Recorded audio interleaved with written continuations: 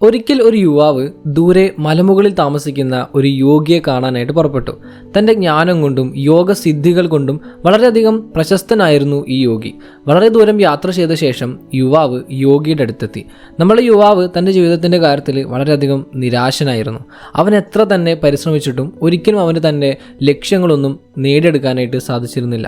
മാത്രമല്ല, അവന് താൻ ഒരിടത്ത് തന്നെ സ്റ്റക്കായിട്ട് നിൽക്കുകയാണ് എന്നും തോന്നി തുടങ്ങിയിരുന്നു. യുവാവ് പറഞ്ഞതെല്ലാം വളരെ ശ്രദ്ധയോടെ കേട്ടിരുന്ന യോഗി അവനെ ഒരു പൂന്തോട്ടത്തിലേക്ക് കൂട്ടിക്കൊണ്ടുപോയി. പല നിറത്തിലും വലുപ്പത്തിലുമുള്ള പൂക്കൾ കൊണ്ടും പൂക്കളുടെ സൗരഭ്യം കൊണ്ടും മനോഹരമായ ചെറിയ അരുവി കൊണ്ടും കിളികളുടെ പാട്ടുകൊണ്ടും വളരെയധികം മനോഹരമായിരുന്നു ആ പൂന്തോട്ടം. അവിടെ വെച്ച് യോഗി യുവാവിനോട് ചോദിച്ചു, "നീ എന്താണ് ഇവിടെ കാണുന്നത്?" "ഞാനിവിടെ ഭംഗിയാണ് കാണുന്നത്. ഈ പൂന്തോട്ടം ശരിക്കും ഭൂമിയിലുള്ളതാണ് എന്ന് തന്നെ തോന്നുന്നില്ല. ഇവിടെ എല്ലാത്തിനും ജീവനുള്ളതുപോലെ തോന്നുന്നു." യുവാവ് മറുപടി നൽകി. തല ആട്ടിക്കൊണ്ട് യോഗി പറഞ്ഞു, "ശരി, ഇനി എൻ്റെ കൂടെ വരൂ. ഞാൻ നിനക്ക് മറ്റൊരു കാഴ്ച കൂടി കാണിച്ചു തരാം." വരണ്ടുണങ്ങിയ കളകളും മുള്ളുകളും നിറഞ്ഞ ഒരു സ്ഥലത്തേക്കാണ് യോഗി പിന്നീട് അവനെ കൊണ്ടുപോയത്. "ഇപ്പോൾ നീ എന്താണ് കാണുന്നത്?" യോഗി പിന്നെയും ചോദിച്ചു. "എന്തൊരു സ്ഥലമാണിത്? ഇവിടെ ചെടികളൊന്നും വളരുമെന്ന് തോന്നുന്നില്ല." യുവാവ് മറുപടി നൽകി. പുഞ്ചിരിച്ചുകൊണ്ട് യോഗി പറയാൻ തുടങ്ങി, "നിനക്കറിയാമോ, ഈ രണ്ട് സ്ഥലങ്ങളും തുടക്കകാലത്ത് ഒരേപോലെ തന്നെയായിരുന്നു. നീ ആദ്യം കണ്ട പൂന്തോട്ടം അങ്ങനെ ആയിത്തീർന്നത് അതിന് വളരാൻ ആവശ്യമായിട്ടുള്ള എല്ലാം ലഭിച്ചതുകൊണ്ടാണ്. അതിനാവശ്യമായിട്ടുള്ള സൂര്യപ്രകാശം ലഭിച്ചു, വെള്ളം ലഭിച്ചു, പരിചരണം ലഭിച്ചു. പക്ഷെ നീ കണ്ട ഒന്നിനും കൊള്ളാത്ത ആ ഭൂമിയുണ്ടല്ലോ, അത് ആരാലും പരിഗണിക്കപ്പെടാതെ വളരാൻ ആവശ്യമായ ഒരു അന്തരീക്ഷം ലഭിക്കാതെ പോയ ഒന്നാണ്. അതുകൊണ്ട് തന്നെ അവിടെ മനോഹരമായ ഒന്നും തന്നെ ഉൽപ്പാദിപ്പിക്കാനായിട്ട് ആ ഭൂമിക്ക് കഴിഞ്ഞില്ല." ഇത് കേട്ട യുവാവ് ആശ്ചര്യപ്പെട്ടു. എന്തിനാണിതൊക്കെ യോഗി എന്നോട് പറയുന്നത്? ഇതും എൻ്റെ പ്രശ്നങ്ങൾ തമ്മിൽ എന്താണ് ബന്ധം? യോഗി വീണ്ടും പറയാൻ തുടങ്ങി, "നിന്റെ മനസ്സ് ഈ സ്ഥലങ്ങൾ പോലെയാണ്. നിന്റെ ചുറ്റുപാടാണ് അതിൻ്റെ തോട്ടക്കാരൻ. നിനക്ക് ചുറ്റും നീ ഒരുപാട് ഡിസ്ട്രാക്ഷൻസും നെഗറ്റിവിറ്റിയും മറ്റു കുഴപ്പങ്ങളുമാണ് കൊണ്ടു നടക്കുന്നത് എന്നുണ്ടെങ്കിൽ നിന്റെ മനസ്സും രണ്ടാമത്തെ ഭൂമി പോലെ ഒന്നിനും കൊള്ളാതെ ആയിത്തീരും. പക്ഷേ നീ സമാധാനമുള്ള, നിനക്ക് പ്രചോദനം നൽകുന്ന, നിനക്ക് നന്നായി ശ്രദ്ധ കേന്ദ്രീകരിക്കാൻ കഴിയുന്ന ഒരു ചുറ്റുപാട് ഉണ്ടാക്കിയെടുത്താൽ നിന്റെ മനസ്സും ഫലഭൂയിഷ്ടമാകും. അങ്ങനെ തോട്ടത്തിലെ പൂക്കൾ പോലെ വിജയം നിന്നെ തേടി വരും." യോഗി പറഞ്ഞു നിർത്തി. യുവാവ് കുറച്ചു നേരം നിശബ്ദനായി നിന്ന് ചിന്തിക്കാൻ തുടങ്ങി. "ഞാൻ നന്നായി എഫേർട്ട് എടുത്ത് എൻ്റെ ലക്ഷ്യങ്ങൾക്ക് വേണ്ടിയിട്ട് പ്രയത്നിക്കുന്നുണ്ട്. പക്ഷേ എൻ്റെ മനസ്സ് ഷെയ്പ്പ് ചെയ്തെടുത്ത ചുറ്റുപാട് ഒരിക്കലും ശ്രദ്ധ കൊടുത്തിട്ടില്ല." അന്നു മുതൽ അവൻ തൻ്റെ സറൗണ്ടിങ്സ് മാറ്റാൻ തുടങ്ങി. അവൻ വർക്ക് ചെയ്യുന്ന സ്പേസ് ക്ലീൻ ചെയ്തു. തൻ്റെ ചുറ്റുമുള്ള ആളുകൾ പോസിറ്റീവ് മൈൻഡ് സെറ്റ് ഉള്ളവരാണ് എന്ന് ഉറപ്പുവരുത്തി വർക്ക് ചെയ്യാനായിട്ട് ഒരു ഡിസ്ട്രാക്ഷൻ ഫ്രീ ആയിട്ടുള്ള എൻവയോൺമെൻറ്റ് ഉണ്ടാക്കി. പതിയെ ആ പൂന്തോട്ടം പോലെ അവൻ്റെ ജീവിതവും ഭംഗിയുള്ളതായി. ഒരുപാട് കാലങ്ങൾക്ക് ശേഷവും തൻ്റെ ജീവിതത്തിലെ ഓരോ വിജയങ്ങളിലും അവൻ യോഗിയുടെ വാക്കുകൾ ഓർത്തു. "ഒരു വിത്ത് ലോകത്തിലെ എല്ലാ സാധ്യതകളും കൊണ്ടായിരിക്കും വരിക. എന്നാൽ ശരിയായ അന്തരീക്ഷമില്ലാതെ അതിന് വളരാനായിട്ട് കഴിയില്ല." Hello friends, welcome back to our habit formation series part 3. ഈ യുവാവിൻ്റെയും യോഗിയുടെയും കഥയിൽ നിന്ന് തന്നെ എന്താണ് പറയാൻ പോകുന്നതെന്ന് നിങ്ങൾക്ക് മനസ്സിലായി കാണുമല്ലോ. Yes, the importance of our environment. നമ്മളിൽ പലരും കഥയിലെ യുവാവിനെ പോലെ എത്ര എഫേർട്ട് എടുത്തിട്ടും ഗോൾസ് നേടാനായിട്ട് കഴിയാത്തവരായിരിക്കും. അതിനുള്ള മെയിൻ റീസൺ ആണ് നമ്മളുടെ environment. As we all are living in A digital എറ, ഡിസ്ട്രാക്ഷൻസ് എന്നത് വളരെയധികം നമ്മളെ അഫക്റ്റ് ചെയ്യുന്ന ഒരു കാര്യം തന്നെയാണ്. And the waste part is distracted ആവാതെ കുറച്ച് സമയം പോലും സ്പെൻഡ് ചെയ്യാനായിട്ട് നമുക്ക് കഴിയുന്നില്ല എന്നുള്ളതാണ്. എന്തെങ്കിലും നോട്ടിഫിക്കേഷൻസ് ഉണ്ടോ എന്ന് അറിയാനായിട്ട് നമ്മൾ ഇടയ്ക്കിടെ ഫോൺ എടുത്ത് നോക്കാറില്ലേ? ഇടയ്ക്ക് വെറുതെ അങ്ങനെ നോക്കിയിട്ടില്ലെങ്കിൽ ഒരു ഇറിറ്റേഷൻ തോന്നാറില്ലേ? That's what I meant. നമുക്ക് ഇന്ന് ഡിസ്ട്രാക്ഷൻസ് ഇല്ലാതെ ജീവിക്കാനായിട്ട് കഴിയാത്ത ഒരവസ്ഥ തന്നെയാണുള്ളത്. നമ്മൾ ജീവിക്കുന്നത് ഹൈപ്പർ കണക്റ്റഡ് ആയിട്ടുള്ള ഒരു ലോകത്താണ്. നോട്ടിഫിക്കേഷൻസ്, ബാക്ക്ഗ്രൗണ്ട് നോയിസ്, അൺഓർഗനൈസ്ഡ് ആയിട്ടിരിക്കുന്ന ഷെൽഫ്, വലിച്ചു വാരിയിട്ടിരിക്കുന്ന ഡ്രസ്സ്, നമ്മുടെ വീട്ടിലെ മറ്റൊരു മെമ്പർ ഉറക്കെ ന്യൂസ് കാണുകയോ പാട്ട് കേൾക്കുകയോ ചെയ്യുന്നത്, അങ്ങനെ എല്ലായിടത്തും ഡിസ്ട്രാക്ഷൻസ് ആണ്. ഷെൽഫ്, ഡ്രസ്സ്, ഇതൊക്കെ എന്തിനാണ് ഇവിടെ മെൻഷൻ ചെയ്യുന്നത് എന്ന് നിങ്ങൾക്ക് തോന്നിയോ? നമ്മളെ ചുറ്റുമുള്ളതിൽ അൺടൈഡി ആയിട്ടിരിക്കുന്ന ഏതൊരു കാര്യത്തിനും നമ്മുടെ അറ്റൻഷൻ കുറയാനായിട്ട് കാരണമാവും. ഡിസ്ട്രാക്ഷൻ ഫ്രീ ആയിട്ടുള്ള എൻവയോൺമെൻറ്റിന് മാത്രമേ ഫോക്കസ് ബിൽഡ് ചെയ്യാനും പ്രൊഡക്ടിവിറ്റി എൻഹാൻസ് ചെയ്യാനും സാധിക്കുകയുള്ളൂ. ബാഡ് ഹാബിറ്റ്സ് ഡിസ്കറേജ് ചെയ്യുന്നതിനോടൊപ്പം തന്നെ നമ്മൾ ഉദ്ദേശിക്കുന്ന ഗുഡ് ഹാബിറ്റ്സ് നിലനിർത്താനും ഹാബിറ്റ്സിന് അനുയോജ്യമായ ബിഹേവിയേഴ്സ് ഷെയ്പ്പ് ചെയ്തെടുക്കാനും നമ്മുടെ എൻവയോൺമെൻറ്റ് വളരെയധികം ഇമ്പോർട്ടൻ്റ് ആയിട്ടുള്ള ഒരു റോള് വഹിക്കുന്നുണ്ട്. ഹാബിറ്റ് ഫോർമേഷൻ്റെ കാര്യത്തിൽ ക്യൂസിൻ്റെ ഇമ്പോർട്ടൻസ് നമ്മൾ നേരത്തെ പറഞ്ഞതാണല്ലോ.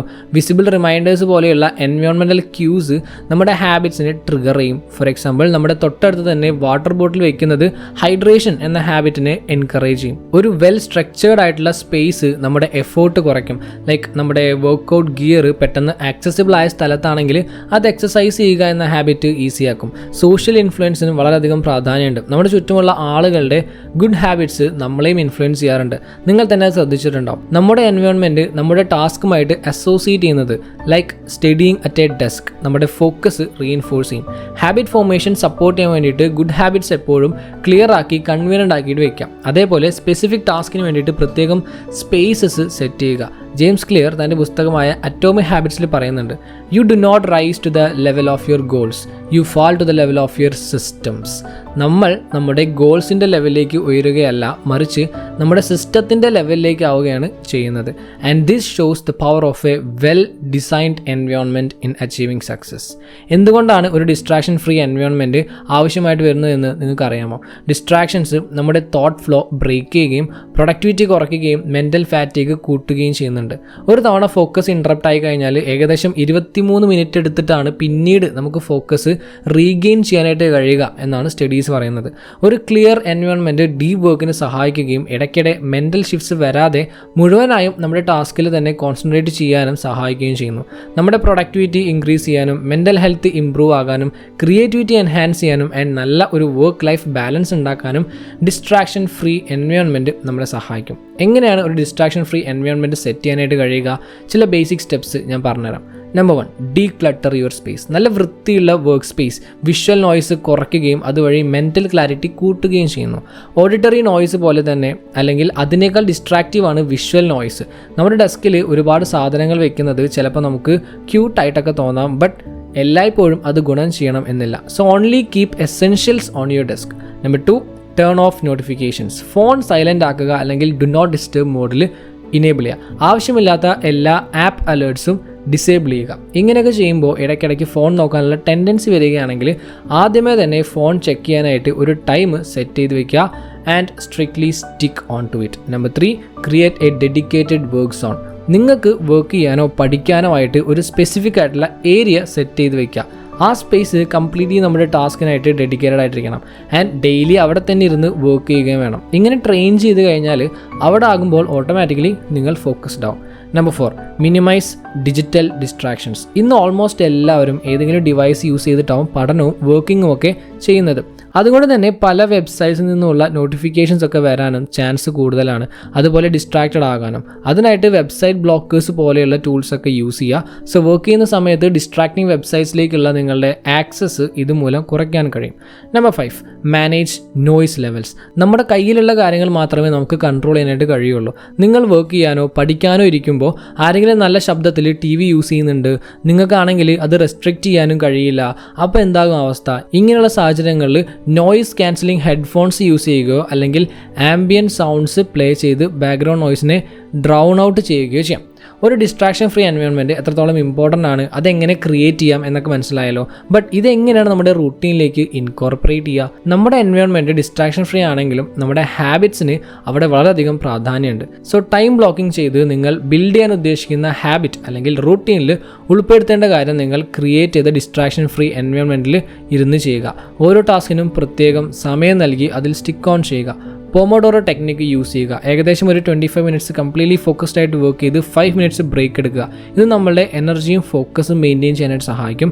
ആൻഡ് ഇടയ്ക്ക് ഈ വർക്ക് സ്പേസ് ഓർ സ്റ്റഡി ഏരിയയിൽ നിന്ന് കുറച്ചൊന്ന് മാറി നിൽക്കാനും വേറെ കാര്യങ്ങളിൽ എൻഗേജ്ഡ് ആവാൻ ശ്രമിക്കുക. ഫുൾ ടൈം ഡെഡിക്കേറ്റഡ് സ്പേസിൽ തന്നെ സ്പെൻഡ് ചെയ്യുന്നത് ചിലപ്പോൾ ബേൺ ഔട്ടിന് കാരണമാവാം. Most importantly customising your environment. ഒരാൾക്ക് സ്യൂട്ട് ആകുന്ന 100% എഫക്റ്റീവ് ആകുന്ന ഒരു കാര്യം മറ്റൊരാൾക്ക് എഫക്റ്റീവ് ആവണം എന്നില്ല. ചിലപ്പോൾ വർക്കൗട്ട് ആവുക കൂടിയില്ല. സോ നിങ്ങളുടെ നീഡ്സ് അനുസരിച്ച് നിങ്ങൾക്ക് സ്യൂട്ട് ആവുന്ന ഒരു എൻവയോൺമെൻറ്റ് ക്രിയേറ്റ് ചെയ്യുക. ചിലപ്പോൾ നിങ്ങളുടെ സ്പേസിൽ ഒരു പ്ലാന്റ് ഹാങ് ചെയ്യുന്നതോ അല്ലെങ്കിൽ ലൈറ്റിംഗ് അഡ്ജസ്റ്റ്മെൻറ്റ് ചെയ്യുന്നതോ ഒക്കെ തന്നെയാവും നിങ്ങൾക്ക് വലിയൊരു ചേഞ്ച് കൊണ്ടുവരുന്നത്.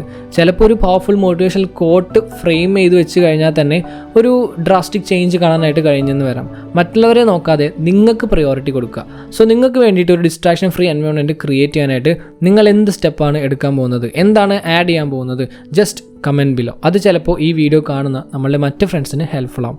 ഒരു ഡിസ്ട്രാക്ഷൻ ഫ്രീ എൻവയോൺമെൻറ്റ് ക്രിയേറ്റ് ചെയ്യുകയും മെയിൻറ്റെയിൻ ചെയ്യുകയും ചെയ്യുന്നതിലൂടെ you are giving yourself the gift to undivided attention and focus. And ഇത് നിങ്ങളുടെ ഗോൾസ് കുറച്ചുകൂടി എഫക്റ്റീവായിട്ടുള്ള രീതിയിൽ അച്ചീവ് ചെയ്യാനായിട്ട് സഹായിക്കും. So friends, if you find this video and series helpful, then do like and comment. Thank you so much for your time. Have a nice day.